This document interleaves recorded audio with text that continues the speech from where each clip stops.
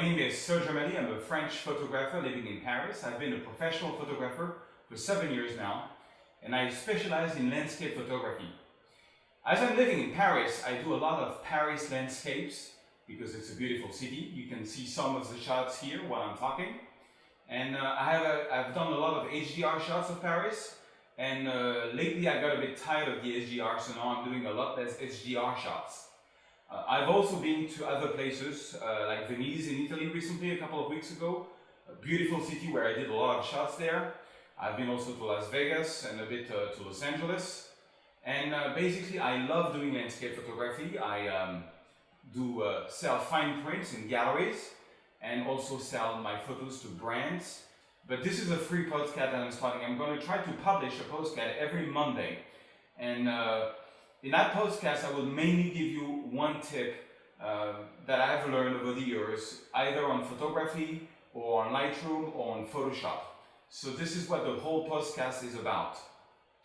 Now, the first tip I want to give you is about shooting landscape photography and about the quality of the light. When I started photography about 7 years ago, I remember I took my DSLR and went in Paris at night and waited for the sunset to finish and did night shots, from like, I think it was in winter, from 8 p.m. to like 1 o'clock in the morning. And I kind of liked the shots, and I started showing my photos around to other professionals, and they kept telling me, you should have shot at the golden hour. I said, but what the hell is the golden hour? And they explained me that the golden hour is about half an hour long. It's basically between the start and the end of the sunset. Usually the sky gets pretty much blue. You still have a lot of details from the city because it's not too contrasty, it's not too dark yet, and it's a good time to shoot.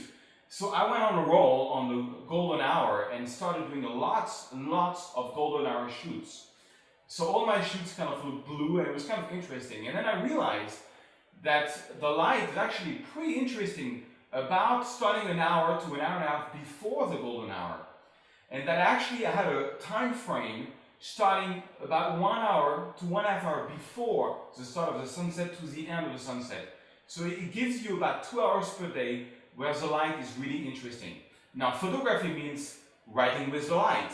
So better is your light, better is your photos. Now, I have a little app I want to show you, which is called PhotoCalc. It's cost, I think, $2.99 on the Apple Store. And it's on the iPhone and on the iPad.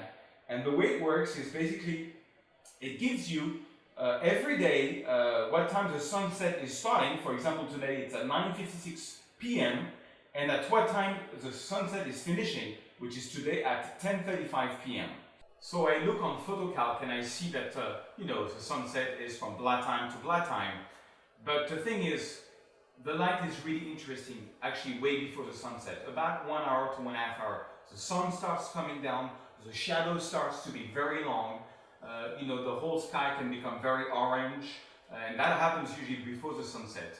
Well, in short, you really have 1 hour to 2 hours before sunset. So again, I look up the application and I know, that I have from this time, so let's say the sunset is at 10, I will start shooting from 8 o'clock, 8 p.m. to after the sunset. Now, the tutorial I'm going to show you is really about that. It's shooting before the sunset. The sun is coming down right into your camera. So sometimes what happens when the sun is coming down, if you have got a bit of clouds over it, the whole sky becomes orange. And when you shoot into the sun, I will show you in the video, one thing which is good is to do a little exposure compensation, to go -1 on your exposure compensation, so that, because as the sun is into the camera, if you do a proper exposure, your sky is going to be totally blown out. But I'll show you that in the video.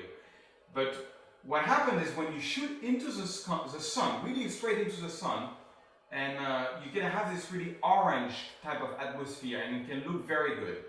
But if your white balance is on auto white balance, you probably won't get it, so you have to correct it in Lightroom. But you will see in this tutorial what I mean. It's very visual, but it can create really powerful images, this technique I show you. So basically, you don't even need a tripod when you do this type of shoot, and I don't think I used a tripod. All you need to do is you shoot into the sun is coming down, find some nice subject, and you get a photo like the one we are about to retouch, and I think it can make really nice photos. So let's get on to the tutorial, and after the tutorial I will finish this podcast. Alright, so here is the tip for this week. This is a photo taken in Venice, Italy, and I put the metadata up there so you can see I shot this at 1/200th of a second at f9. Now, and ISO 100. The sun was coming straight into the camera, and the reason I shot this as 1/200th of a second and f9 is that I was trying to get a high speed because you see there is boats coming, so I wanted to freeze the action. So 1/200th of a second seemed to be fast enough, and f9, I have this pole here right in front of me, so I needed a big depth of field so that everything was in focus. If I would have gone to f10, f11 or f12, I would have a slower shutter speed, or I would have to increase my ISO, and which is something I don't like. Why I don't like to increase the ISO? Because this is a very constructed scene. If you look at it, the sun is right into the camera, is really very present here. So this is very almost looks like it's burned, and this is very dark. So it's backlit, we are right into the sun, and so I needed to do a little exposure compensation.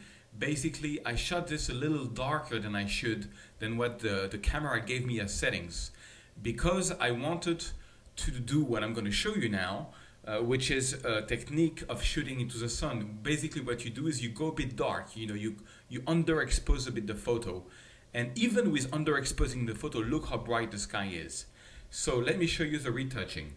So I'm going to right click and do a virtual copy. Okay, now I have a virtual copy so I can show you really the before and after. I'm in the develop module, and here I go. So I'm going to take my highlights and bring it down the whole way down to -100. So we start seeing the sun. And then I'm going to bring up the shadows completely. So now we see what's going on in the shadows. And you see, if my ISO would be over 100, like 200, 300, because it is underexposed, I would have quite some noise in the shadows, and I don't want that. That is why I choose f9, because that was the maximum aperture I could have without boosting the ISO. Next is we're going to change, maybe I'm not going to boost up the shadows that much for now. Next, we are going to change completely the white balance. The reason is, when the sun is coming down straight into your camera, generally the sky is very yellow, which was kind of the case, but I was on automatic white balance, and so it did a pretty blue white balance, which was not the feeling I had. So let's boost the temperatures the whole way to the right to make this whole thing yellow. That looked more what I saw at the time, and let's add a little bit of magenta to add a bit of red. Okay, now we're getting there. This is a bit more the atmosphere I was going for. See how we got all these details back with Lightroom 4 because I shot raw and I underexposed a little bit. It's quite amazing. Let's go further and let's get some more of this sky with adding a neutral density filter. I'm going to go for exposure. I'm going to minus the exposure about 1 stop, and I'm going to make the ND filter just on the sky here. It's maybe a bit strong, so I'm going to back it down to about 1/2 stop. Okay, but now the sky is better. I'm going to boost the contrast just in the sky, and I'm going to boost a bit of saturation maybe in the sky. Oh no, not the saturation, because I'm going to do an overall saturation later on, but I'm going to boost the clarity a little bit so we see more what's happening in the sky. Now what a change, you see, before, after. Okay, now I'm going to press the Alt key, and I'm going to do my whites and blacks. So pressing down the Alt key or Option key on the Mac, I'm going right with the whites until I see some whites, a lot of white pixel, which means here, this is the sun you can see here, the white circle. So I'm going to back it down a little bit, but that's what happens when you press Alt. The whole picture goes black, and then you can go to the right until you see some pixels, and you know you have reached what we call a white point. Then let's do the same thing with the blacks. I'm going to take my blacks, hold on the Alt key, go left until I see some pixels. Okay, and drop it. Okay, now we have a lot more better contrast, and all I'm going to do now is boost up a bit the contrast, and maybe add a slightly bit of exposure. And let me press I to take out the metadata. Okay, now this is the look I was going for. You see how we went from this, which is the original photo, to this, which is much more what I had at the time. Now, let's just continue a little bit and let's just add some highlights post-cropping. Maybe not that much.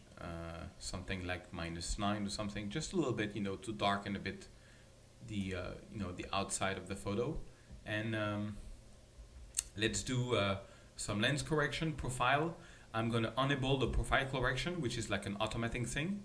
Okay, maybe when I do that, it takes out some of the vignetting, so I'm going to add some more vignetting. All right.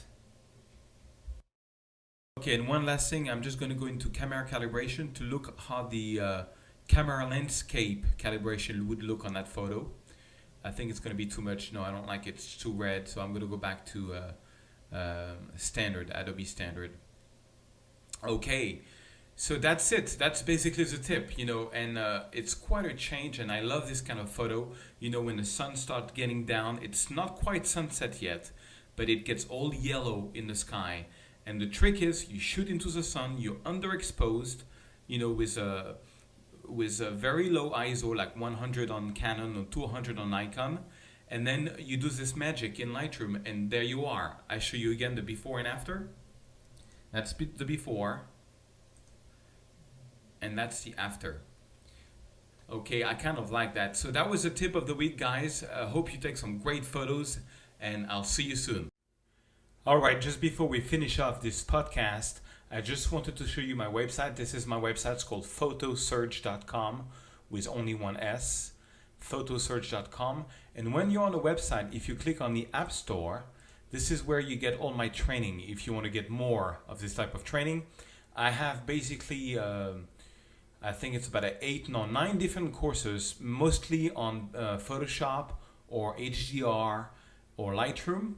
For example, you have this is the photo. This tip I gave you was a little part of this series called the Light for Travel Photography. It's a bit over 1 hour course with 6 different projects where I show you from start to the end how I retouched it. You have got if you're just starting with Photoshop or Photoshop C6, you've got a whole course which is about 2 hours. Photoshop C6 Quick Start, Lightroom 4 Quick Start, Lightroom 4 Retouching, doing compositing. And you can see a little video that will show you all the before and after on each application to see which one you like the most. And you can either purchase them on the App Store if you have an iPhone or an iPad, or you can directly purchase them and download them on any PC or Mac. And you get directly the HD videos and the source files directly on your PC or your Mac. So it's whatever you like the most. Each course is $6, which is very cheap because I give you all the raw files that go with it, and it's usually about 2 hours course, and it took me really months and months and months to master these techniques. So it's pretty cheap, but I have some very good reviews on it. Apparently people really like it, and I invite you to check them out. You can, on my website, if you go on my blog, for example, you can also get a link to my Twitter, my Google Plus, or my YouTube channel, and so you can follow me along and see other courses or podcasts from me. And okay, so back to the studio where we finish off. Thank you for following my first podcast. Before we leave, I'd like to give you a link to a photographer that inspires me. A lot of photographers are out there which are really incredible, and every week I will present you a photographer that has been a personal inspiration to me. This one I'm going to show you is named Jean-Michel Bertz. He's an Argentic photographer. Basically, he has a camera from 1959, and he does incredible black and whites of all the cities in the world. He does huge fine prints, 6 feet large fine prints that you can buy for a lot of money. He sells tons of them. He's an amazing guy. I really love his style. So that was my inspiration for the day. Thank you for being here. Thank you for listening to my videos or buying my apps. I really appreciate it. And I'll see you next week for another podcast. Goodbye.